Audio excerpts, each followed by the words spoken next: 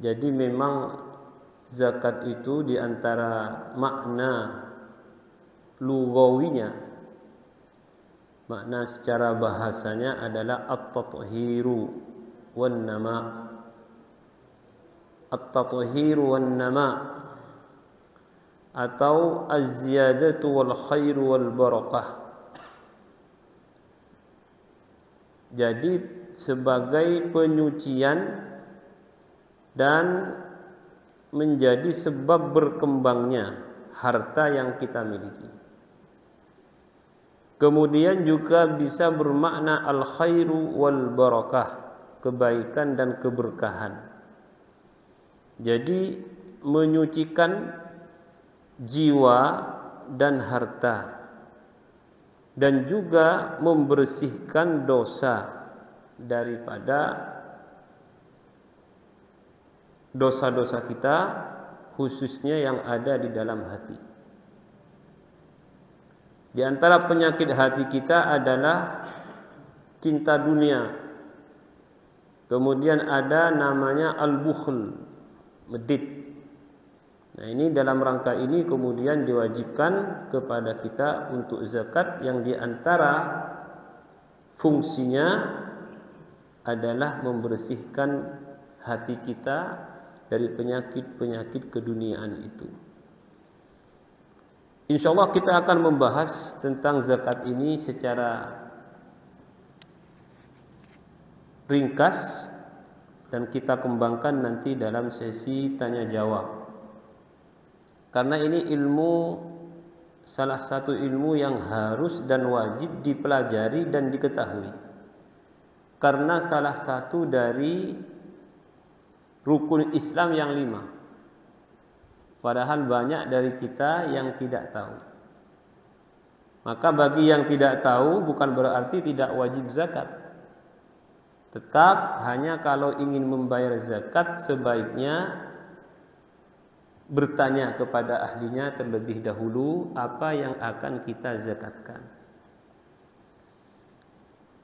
Kemudian secara syariat, definisi daripada zakat itu adalah ikhraju malin makhsusin ala wajhin makhsusin biniyatin makhsusatin yusrafu li ta'ifatin makhsusah. Zakat adalah mengeluarkan harta khusus. Apa makna harta khusus? Yaitu harta yang wajib dizakati. Selain zakat fitrah tentunya. Jadi ada harta yang wajib dizakati, yaitu ada 6 yang wajib dizakati. Nanti kita bahas. Jadi tidak semua harta itu dizakati. Tapi kalau ada dari yang 6 ini, sebab kekayaan kita atau 6 harta ini sudah mencapai nisab atau ukuran nominalnya yang diwajibkan zakat, maka harus dikeluarkan zakatnya. Jadi mal makhsus, harta tertentu, ala wajhin makhsus, dengan cara tertentu. Artinya harus ada nisabnya dan harus ada haul. Kecuali zakat tanaman. Zakat tanaman itu tidak ada. Jadi ukurannya panen. Yang punya sawah banyak ditanami, yaitu nanti ukurannya bukan tunggu setahun. Setiap panen lihat.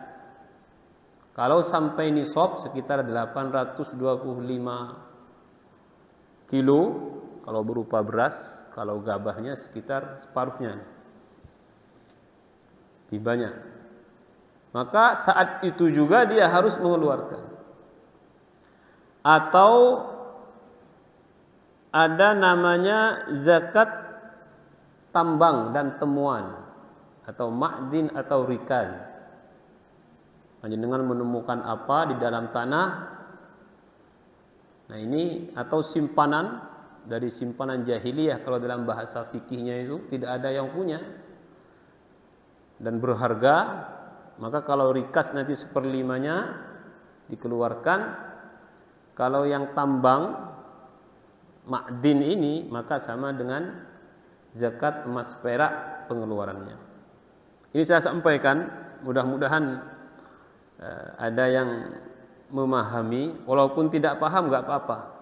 Jadi saya sampaikan dulu, insyaallah nanti kalau memang ada yang seharusnya dia mengeluarkan zakat, kita berdetail kembali atau boleh nanti ditanyakan. Kemudian biniyatin mahsusah. Jadi zakat itu harus ada niatnya, diniatkan. Karena kalau tidak diniatkan nanti akan